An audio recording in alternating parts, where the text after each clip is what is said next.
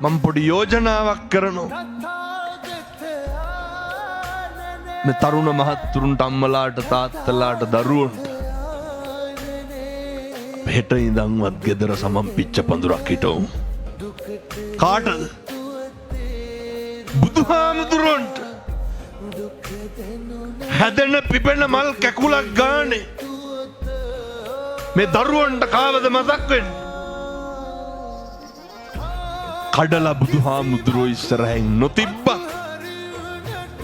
අර බුදුහාමුදුරන්ටනේ කියලා මතක් වෙයි. සැකයි නම් මම කියනවට කරන්නකො. සැකයි නම් මේ ලෝකේ මේ විදිහට පූජාවක් ලබන මේ කොච්චර දොස් පරස් කියනවද නේ නායකහරනේ? කිරිබත් මෙච්චරයි පහන් මොකටද කියලා අහනවනේ. මං ඒ උදවියට කියන්නේ බුදුහාමුදුරුවොත් එක්ක සමාලෝචනය කරන්න අපි කවුද? රුවන්වැලිසෑය නායකහරෝ කියනවා කිරිබත් ට්‍රැක්ටර් 5කට වැඩියෙන් විසික්කනවලු. පහන් දෙයියන් ගැටපෙට බලන්න. අර ඉවුරු කැටේ දැන් නම් හොදගෙන ගිහිල්ලා ඇති. වැඩිපුරම මොනවද තියෙන්නේ? පහන් කවුරු වෙනුවෙන්ද?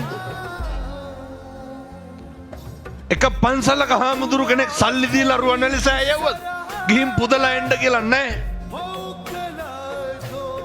මේ පින්නතුන්ගේ අම්මලාගේ තාත්තලාගේ හිතවලට දැනිච්ච විදිහ ඒ අපේ බුදුහාමුදුරුවන්ගේ ලැබීම අසංඛේය වූ කල්ප ලක්ෂ 4ක්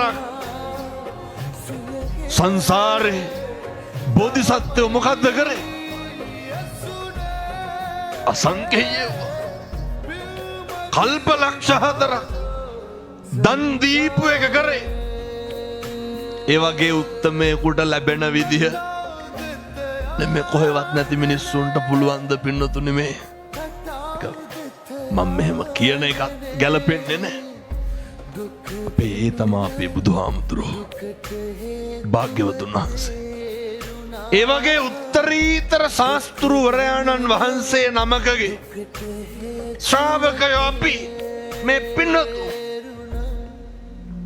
වෙන කොහෙද ඔහොම ශාස්තෘවරයන් වහන්සේ නමක් ඔහොම ලැබෙන ඔහොම පුදන්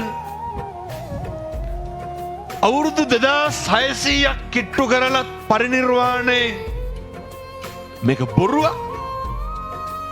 බොරුව මෙච්චර පවතිනවද? මේකස් මං කිව්වේ හෙට ඉර පායනවා සත්තයි. බුද්ධ වත කරන මිනිස්සුන්ට වරදින්නේ නැහැ.